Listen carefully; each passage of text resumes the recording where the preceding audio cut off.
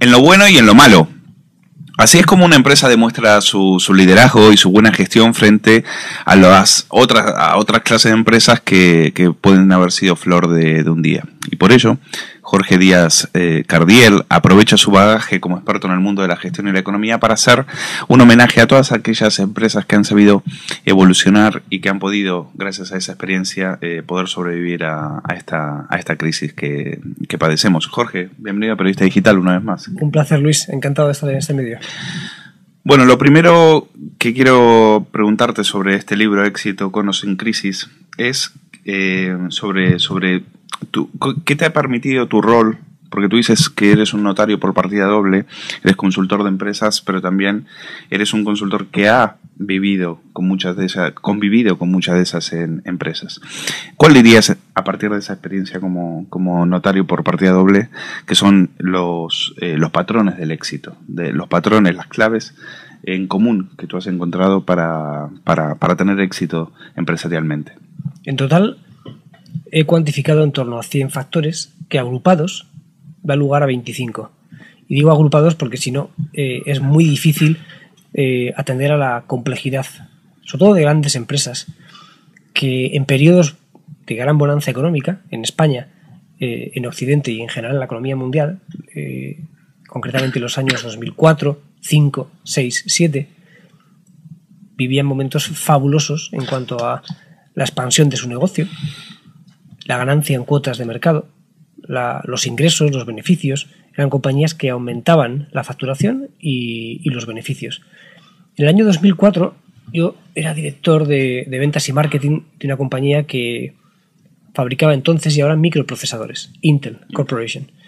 Es una compañía, los últimos datos que tengo son de una facturación de 54.000 millones de dólares y unos beneficios de en torno a 16.000. Hablo de memoria y son los últimos datos disponibles. Es una compañía muy exitosa que su ámbito de negocio sigue teniendo cuotas de mercado del 84-85%. Cuando yo trabajaba para Intel me preguntaba interiormente qué pasará cuando vengan mal dadas, puesto que la economía en los 25 años previos en Occidente muestra que, en teoría al menos, hay ciclos de bonanza y ciclos valle. ¿Se mantendrá esta compañía exitosa?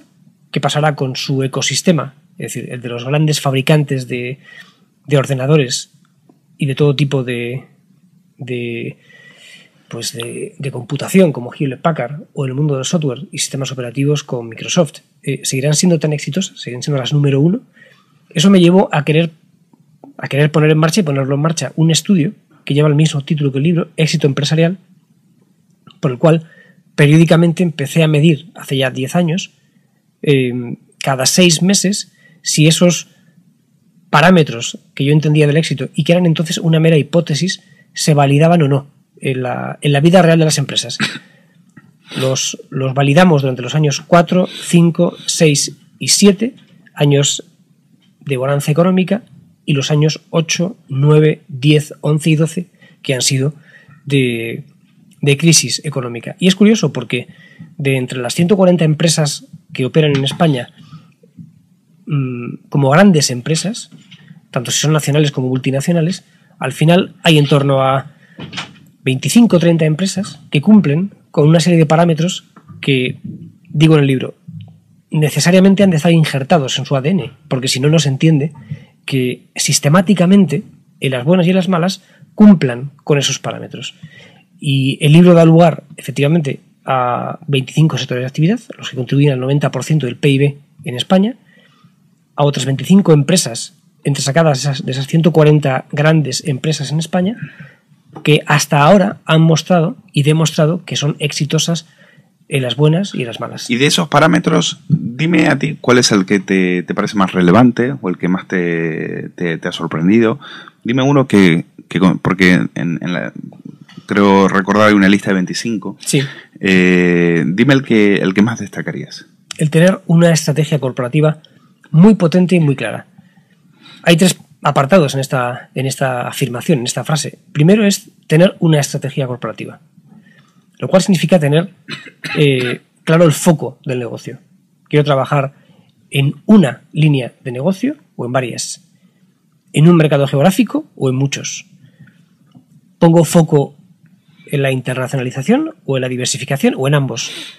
Todo eso son cuestiones estratégicas, pero que una empresa tiene que decidir y que debe tener muy claro, ha de definirlo y actuar en consecuencia.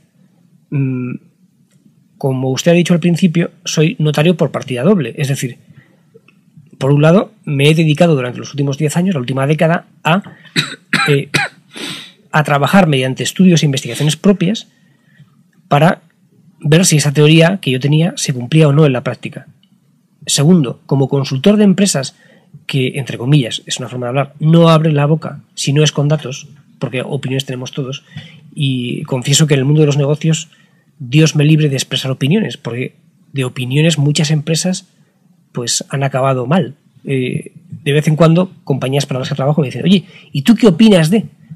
Y suelo responder, pues mire usted, no tengo opinión, y si la tengo me la callo, porque opiniones tenemos todos. Ahora, por lo que me pagan es por dar consultoría que se basa en datos. En ese sentido, el parámetro que más destaco es el de tener una estrategia corporativa potente y clara. Primero, tenerla. Segundo, que sea muy fuerte, que sea potente, que sea clara, diáfana, que sea conocida por todos.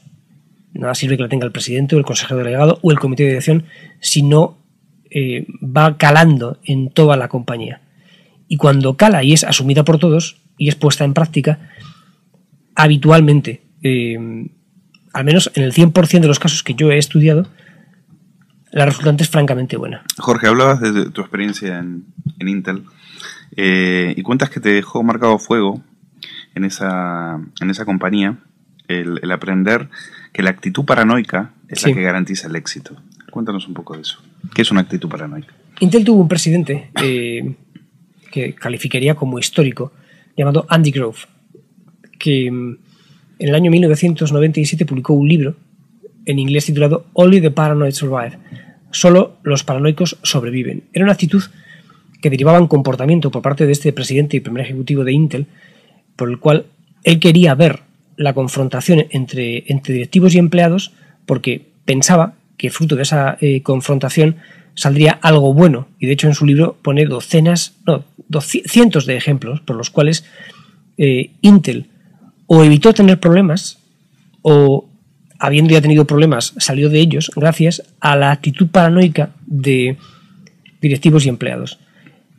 En España, más que de paranoia, que tiene o puede tener, dependiendo del contexto, una connotación negativa o peyorativa, quizá cabría hablar de anticipación o predicción, que es la forma en la cual yo lo he traducido en el mundo de los negocios. Quizá en mi vida profesional como empresario sí tenga la misma actitud que aprendí de Andy Grove de ser paranoico, pero cuando se lo digo a los clientes a quienes sirvo, procuro decirles, pues, ¿por qué no anticipamos qué es lo que va a pasar? ¿Cuál va a ser la capacidad productiva que necesitamos tener los próximos 12 meses?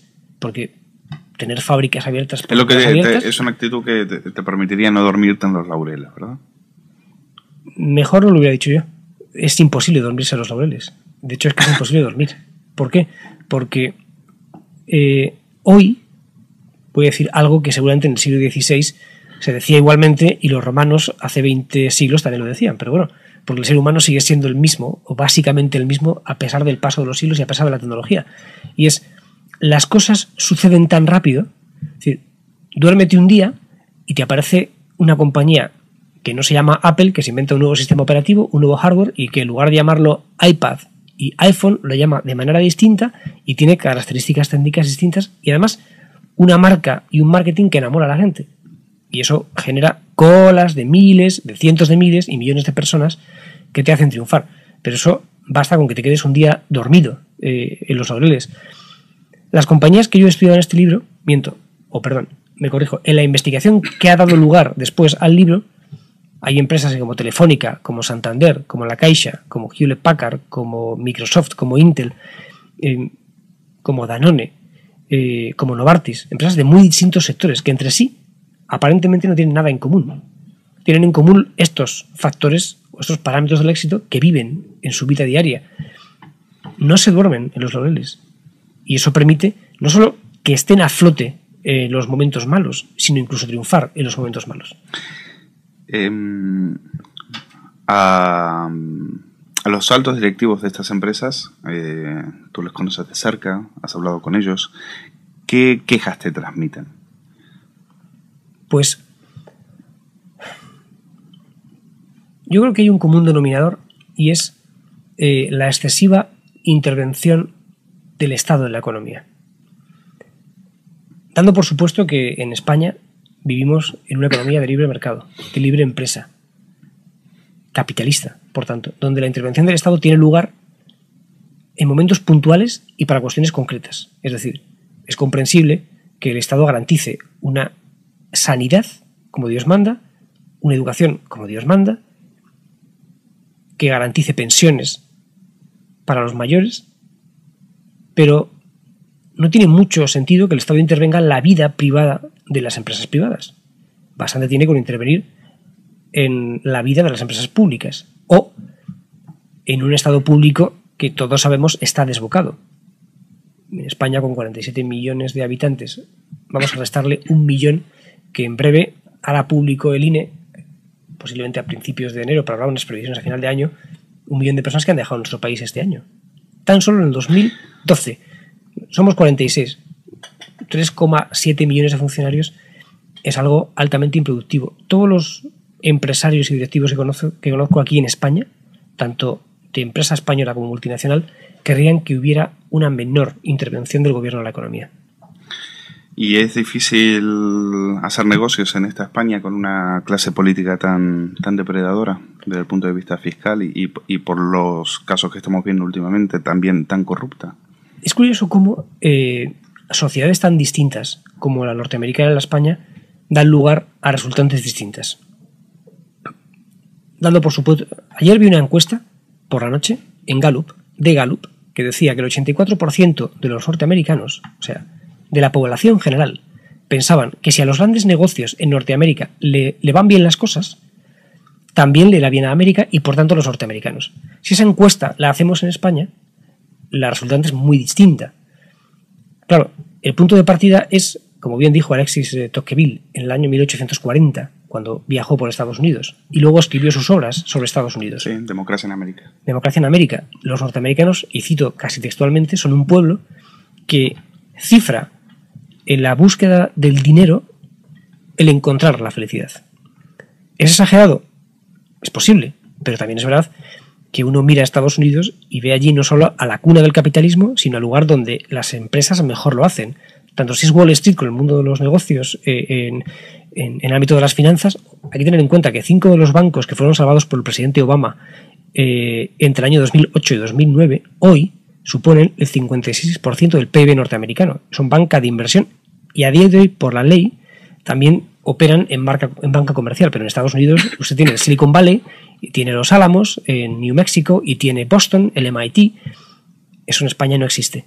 Entonces, el caldo de cultivo para que las empresas se desarrollen en España es más complicado que en Estados Unidos, por mentalidad, por una cuestión social, sociológica, si me apura usted, y luego el marco legal. Sin embargo, Jorge, la intervención del Estado en la economía tampoco es un fenómeno en lo que tiene que ver con Estados Unidos. Históricamente hay que recordar en la Gran Depresión y últimamente con Obama, es decir, un capitalismo pujante cuando encuentra problemas, pues también acude al Estado, sí. Y sale en su momento fue Roosevelt y ahora fue Obama, rescatando empresas que parecían pujantes, que parecía que no tenían problema, que parecían que se llevaban al mundo por delante. Y a partir de ahí el modelo norteamericano también se nos desmorona, ¿no? Bueno, yo ahí, quizá por defecto, tiendo a pensar que la intervención del Estado norteamericano en la economía es buena, porque la premisa mayor es: el Estado interviene en la economía para hacer que la economía vaya mejor, pero no para que la economía pertenezca al Estado. Es decir, los planes de estímulo del presidente Obama, 3 en total, por 787.000 billones de dólares, 600.000 y 400.000, o las 3 rondas de inyección de liquidez por parte de la Reserva Federal de la Economía. Ayer dijo Ben Bernanke, el presidente de la Reserva Federal, que en Estados Unidos los tipos se mantendrían hasta que el desempleo no baje al 6,5%. En Estados Unidos, el Estado interviene en la economía para hacer que la economía florezca, es decir, para poner los mimbres que hagan que los empresarios sean exitosos. Hay que tener en cuenta que la diferencia básica con España es que aquí, y simplifico y lo reduzco enormemente, una gran parte de nuestros jóvenes, de entre 24 a 34 años, cuando preguntados por el CIS, dicen en un 70% que querrían ser funcionarios, porque eso les da seguridad en su puesto de trabajo, por lo menos eso piensan ellos. En Estados Unidos, la misma pregunta se traduce en yo quiero ser emprendedor. Hay que recordar que Mark Zuckerberg, un tipo de 24 años, más joven aún, qué tontería, fundó en su dormitorio de Harvard Facebook, pero Sergey Brin y su compañero Page fundaron Google hace escasamente algo más de una década. Y uno puede decir Steve Jobs, que fundó Apple, pero como ellos hay muchísimos en Estados Unidos. En España, desgraciadamente, hay pocos Emilios Botines, pocos Isidro Fainé. Exactamente, y de eso quería preguntar, ¿por qué en España, en lugar de empresarios, hemos tenido, perdón por el término si es despectivo, ladrilleros? Porque era lo más fácil. ¿Por qué tendemos más a la cultura del pelotazo que a la cultura del esfuerzo? Bueno, yo creo que el español es una persona que trabaja mucho. Otra cosa es si trabaja bien, si trabaja de manera productiva, por tanto de manera competitiva y por tanto si es rentable para sí mismo y para su empresa. Eso sería objeto de un análisis profundo. Una empresa que no sea rentable, que no sea viable, que no sea competitiva no tiene lugar en el mercado a día de hoy. Se puede mantener artificialmente gracias a recursos públicos, cosa que en Estados Unidos, decíamos antes, el presidente Obama ha insuflado dinero y financiación en la economía, sí, ha creado 6 millones de empleos, en el sector privado, rescató a los bancos para que la caída de los bancos no supusiera una caída sistémica de todos los sectores de actividad. ¿Por qué? Porque la banca o las entidades financieras son como la sangre en un cuerpo. Es decir, sin sangre un cuerpo no funciona. Pues lo mismo es la banca. Las empresas necesitan financiación para sobrevivir. ¿Cómo va a comprar Iberia nuevos aviones? ¿Cómo va a renovar su flota? ¿Cómo va a financiar sus operaciones del día a día si no tiene financiación? Pero para eso necesita ser una empresa rentable. De poco le ha servido a Iberia. Bueno, he visto la desastrosa gestión de lo que ha terminado siendo su fusión con British, ¿no? Pues fíjate, yo ahí soy firme creyente de la economía del libre mercado, que es la que ha hecho que las empresas que cito en el libro hayan sido exitosas. Es decir, que se deje a Iberia hacer lo que sus accionistas y lo que sus directivos creen que tienen que hacer. Y si la resultante es buena, Iberia saldrá adelante. Si es mala, desaparecerá. Pero que se la deje operar.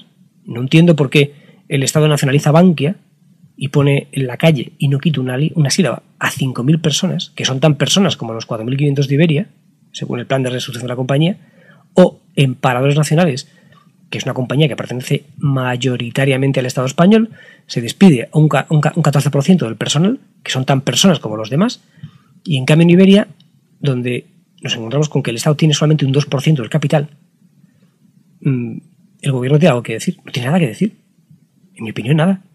Es una empresa privada que se somete a las leyes del mercado y por tanto tendrá que salir adelante por sí misma, pero que se la deje operar. El problema es que el Estado parece que tiene derecho a intervenir. No veo por qué. Honestamente no veo por qué. La sensación del ciudadano es que el Estado interviene, pero cuando interviene por motivos oscuros, por motivos turbios, cierto, que por lo general no es para rescatar, sino que es, en el caso de algunos bancos, tomar el control y no rescatarlo. A veces es salvar la cara y vendérsela a otro, una amigueta de turno que pasaba por ahí, lo que sea, a bancos, como se ha vendido aquí, a bancos a €1. Correcto, ¿no? Tienes toda la razón. De hecho, volviendo a Estados Unidos, la cuna del capitalismo, y ojo, la primera economía de la Tierra, está creciendo desde junio del 2009 a una media aritmética del 2.2% cada mes, y hemos dicho antes, ha creado 6 millones de puestos de trabajo en el sector privado. Posiblemente Obama crea, no es que él vaya a crear, sino que va a poner los fundamentos para que las empresas privadas, los Facebook, los Google, los Hewlett Packard, los Apple, como ve, el sector tecnológico tiene un peso muy importante en Estados Unidos y en la composición de su PIB, no así en el caso español. Tenemos una economía distinta en ese sentido, pero Obama creará en total en torno a 10 millones de puestos de trabajo en 8 años. Claro, Para eso hay que creer en el libre mercado y en la libre empresa y rescatar puntualmente empresas, pero luego dejarlas volar, que es lo que ha hecho Obama en Estados Unidos. Rescató a los bancos, pero luego, toda vez rescatados, les dejó volar. Lo mismo con las empresas de Michigan, las del automóvil, o en Detroit. Las dos grandes del automóvil, digo dos porque la tercera no necesitó ningún tipo de rescate. Aquí al contrario, nos gusta meter a los políticos en los consejos de administración. Tenemos un sistema productivo muy distinto en ese sentido. Y muchas de estas empresas que están aquí también cuentan con políticos, porque es importante a la hora de la influencia, a la hora del lobby, etcétera. Eso nos aleja bastante de lo que es el mercado libre. Sí, en ese sentido, España es un mercado muy distinto al norteamericano. De hecho, cuando vienen aquí los norteamericanos, hay que darles un manual de instrucciones para desempeñarse aquí con... De hecho, por ejemplo, la siguiente gran batalla, mirando hacia el futuro, va a ser la fiscalidad. El año que viene. Lo estamos viendo reflejado en todo tipo de medios de comunicación económicos. Como las multinacionales con presencia en España dicen, ¿por qué tengo que pagar tantos impuestos en España si en Irlanda, que está a 2 horas de vuelo de Madrid, pago mucho menos? Y como en España lo que tienen fundamentalmente son operaciones comerciales, sí, eso se ve en el impuesto de sociedades, sobre todo, puede moverse en cualquier momento, cosa que Dios no quiera, porque entonces se cumplirán las peores predicciones para el año que viene. 1 millón más de parados, fruto de 2 tipos de despidos: los de empresas privadas multinacionales que se van por motivo fiscal, y la de los grandes ERES de la gran empresa española. Jorge, por último, comentas que estás trabajando en un próximo libro sobre la crisis, sí, analizado desde el punto de vista de los fundamentos de la economía, y incluso auguras que saldremos de la crisis en 5 años, estaremos un periodo de estabilidad, pero parece que volveremos a caer. Adelántanos un poco eso. He hecho predicciones de aquí a 10 años. Esto no es cuestión de bolas de cristal, sino de hacer mucha econometría. Recuerdo como hace muy poco Jaime III, que fue presidente de Caja Madrid, recibió de manos del príncipe, Su Alteza el príncipe Felipe, un premio por sus 9 años de trabajo como catedrático de econometría. Y él dijo muy bien, lo que este país necesita es, aparte de productividad, competitividad, eficacia, eficiencia, etcétera, es mayor anticipación, mayor predicción, con lo cual volvemos al principio, volvemos a lo otro, sí, de solo los paranoicos sobreviven. ¿Por qué decía Jaime III esto? Pues porque mirando a futuro, lo que nos dicen los números, y en esto hay consenso de mercado, tanto previsiones del FMI, de la OCDE, de Funcas, con sus 15 o 20 analistas que componen el panel, tenemos 5 años de malos números en términos de Producto Interior Bruto. ¿De aquí en adelante? Sí, a partir de ahora. Nos quedan 5 años malos de crecimiento del PIB y de aumento del desempleo, y a partir del 5.º año, grosso modo, veremos 5 años flat, es decir, muy parados económicamente. Muy planos. Cuando a la gente le preguntas, oiga, ¿para usted qué significa la recuperación económica? Simplifico: que mi hijo tenga trabajo, que mi esposo tenga trabajo, que mi marido tenga trabajo, que mi hija pueda trabajar. Eso es para la gente de a pie la recuperación económica. Ahora bien, para eso hay que, voy a decir una redundancia y una obviedad, hay que crear empleo. Claro, para eso primero hay que dejar de destruirlo. Es decir, el último dato de la encuesta de población activa arrojaba 80.000 parados más. La EPA del trimestre en curso, el cuarto del año, va a ser muy malo. Y el primero del año que viene va a ser peor todavía. Y estamos en el 2013. O sea, primero hay que aprender qué es lo que se ha hecho mal, sí, para empezar a hacer las cosas bien, ¿no? Sí, y en ese sentido, insisto en el ejemplo que dan muchas empresas como las que cito en el libro. Antes he enumerado varias. He hablado de Telefónica, he hablado de Microsoft, he hablado de Hewlett Packard, he hablado de Novartis, incluso paradores nacionales. Lo ha estado haciendo muy bien durante un montón de tiempo. ¿Cuál es su problema? Su problema es la presencia del Estado en ella. Si fuera una compañía libérrima para tomar decisiones, como he dicho antes, que debe ser en el caso de Iberia, pero debe ser porque es una compañía privada. A muchos extranjeros les asombrará que el Estado español se dedique sí, a hacer turismo de lujo. No lo entienden. No lo entienden, pero ojo, no lo entienden ni siquiera los chinos. Y dice, ¿los chinos no lo entienden? Los chinos tienen una cosa llamada capitalismo de Estado. Han crecido durante 30 años, desde que Deng Xiaoping puso en marcha las reformas económicas en 1982. Han crecido una media aritmética del 8%, con altibajos por encima del 10%, últimamente, los últimos 18 meses, por debajo del... Entre el 7 y el 8%, han sacado muy bien a 400 millones de personas de la pobreza y, sin embargo, sus perspectivas son malas. Su evolución demográfica es mala. En el año 2050, China caerá en un colapso brutal. ¿Por qué? Pues porque habrá una persona trabajando para sostener a 2 pensionistas. Teniendo en cuenta que en China ha habido una política de solamente un hijo durante, pues, 7 décadas. Bueno, pues los chinos llegan a España y dicen, aquí las normas son muy estrictas. Ni siquiera nosotros en China. Bueno, habría que preguntarles a ellos y mirarles a ellos con lupa también, que tienen lo suyo. De hecho, no considero que la economía china sea una economía capitalista per se, porque es capitalismo de Estado. Me sobra la palabra, o las 2 palabras, de Estado. Pero los chinos vienen aquí y dicen, querríamos actuar con mayor libertad. Y yo digo, un momento, vamos a poner las cosas en su sitio. Por un lado, para que el capitalismo funcione, para que tenga éxito, es necesario que haya un ordenamiento jurídico que garantice seguridad por un lado y propiedad privada por otro, pero que deje actuar a las empresas teniendo en cuenta que hay normas claras, normas de juego, diáfanas. Oiga, mire usted, como en el fútbol le guste, como buen futbolista, meta un gol, pero primero que haya normas. No acabamos de ponernos de acuerdo sobre las reglas de juego, las estamos cambiando. Pues es una continua reinvención, pero que no lleva a un buen puerto. Mire usted, un ejemplo. Miremos los países de la antigua, bueno, de la Commonwealth, antiguo Imperio Británico. Australia, no ha habido recesión. Canadá, no ha habido recesión. Estados Unidos estuvo en recesión unos cuantos meses, pero desde, insisto, junio del 2009, crecimiento medio por encima del 2%. 6 millones de empleos nuevos netos en el sector privado creados. Otros 4 millones que vienen. Son 10 millones en total. Bueno, pues no está mal. Pero puedo seguir por todos y cada uno de los países de la Commonwealth. Nueva Zelanda, no recesión. India, no recesión e independiente desde 1947.